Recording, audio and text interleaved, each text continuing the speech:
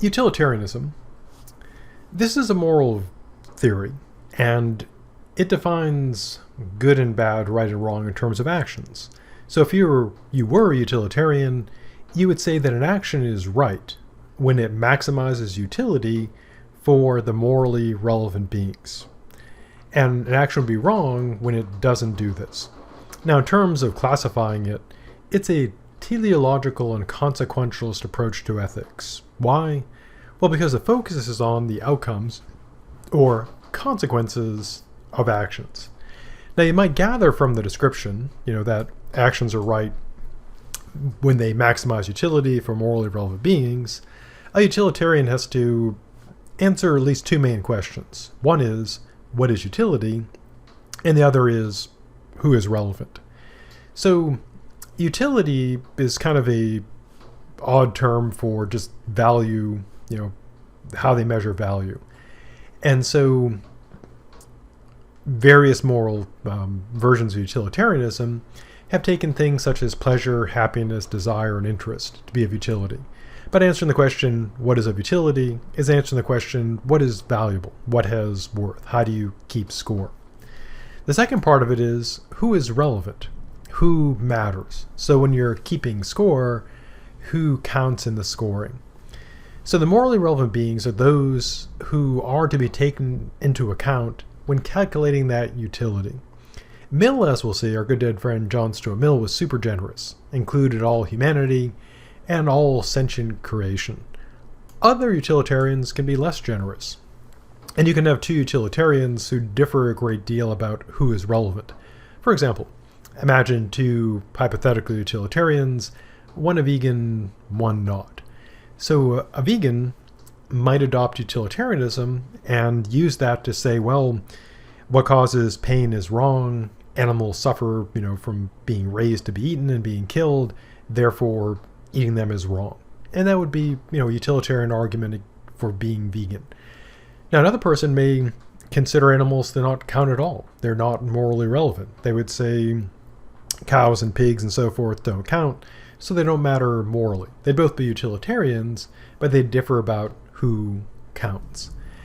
Now, another division between utilitarians, because they divide up over utility, they divide up over who's relevant, and another split is between what are called act and rule utilitarians. Now, the act utilitarian, as the name kind of implies, is they assess things essentially action by action.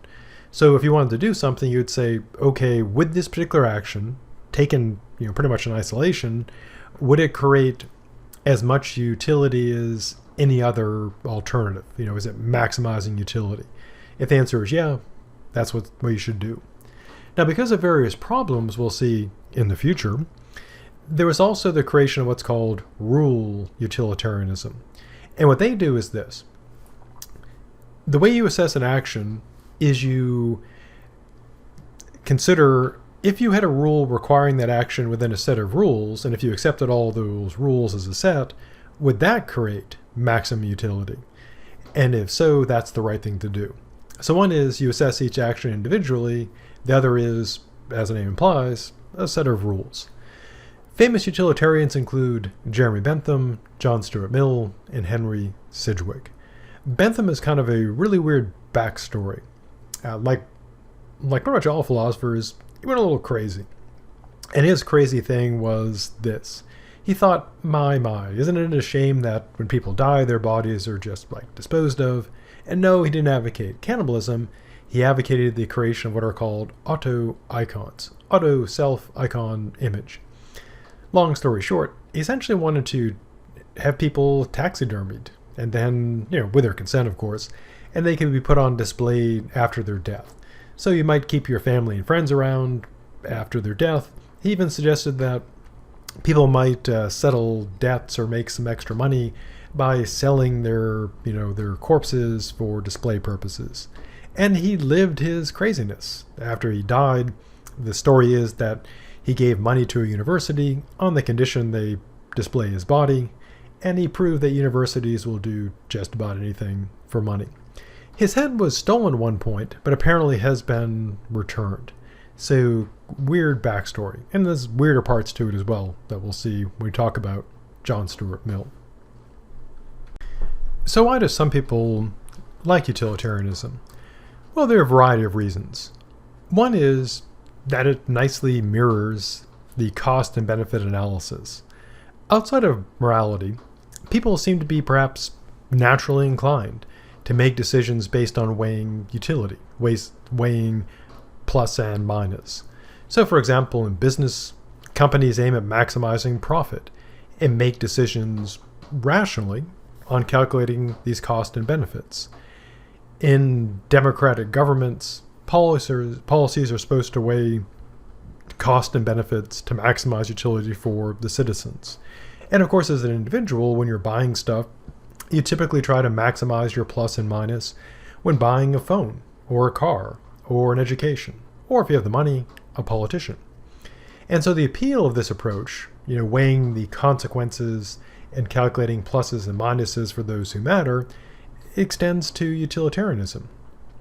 I mentioned democracy, and in some forms of democracy, there is the notion of the greatest good for the greatest number as an ideal. And the notion of majority rule is often a part of the democratic ideal.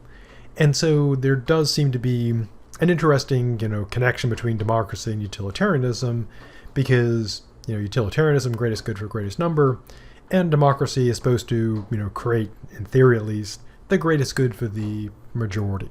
So if you like cost benefit analysis and you like democracy, you'd probably like utilitarianism. Now, another thing going for utilitarianism is moral intuitions. Now, the idea is this. A moral intuition is how we feel about ethics before we've really thought about it in depth. It's kind of, again, sort of our initial gut reaction. And this is often used as a guide to ethics and a moral argument as well, to appeal to these intuitions. And so in many cases, the notion that we should act to create the greatest utility has great intuitive appeal. One classic version of this is, of course, the famous or infamous now trolley problem, which gets trolleyed out quite a bit. And it's become so well known that it's become featured on shows like The Good Place, because one of the characters is a philosophy professor, and it's become, in a way, almost a joke of itself, among philosophers with our cool humor. Making fun of the trolley problem became kind of a thing, and it became a big thing because of companies like Google creating driverless cars. Because the idea then is you have to decide when the car's driving itself, who's it going to kill? So they got pretty dark pretty quick. But anyways, here's the trolley problem. Kind of the rough version is this. For some reason, you're in a trolley rolling down the tracks, and there's 5 people on one track, 1 person on another, and the only choice you have, because you can't stop the trolley, is you have to decide, is it going to kill 1 person or 5?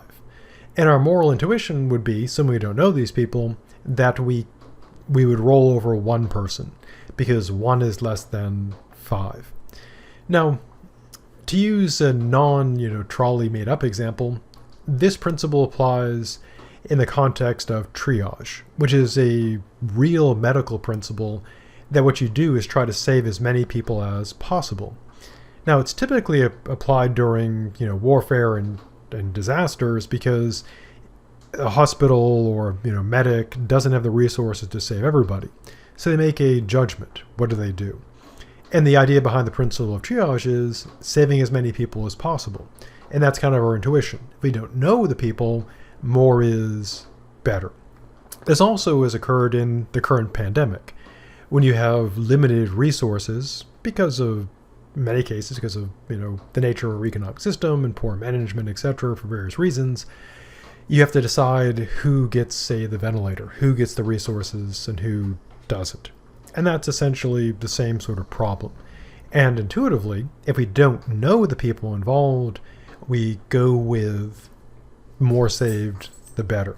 So if you were making a decision as a doctor and you have the resources to save 5 patients or 1, and you have no idea who these people are, you would save the 5. So you'd be engaged in utilitarian reasoning.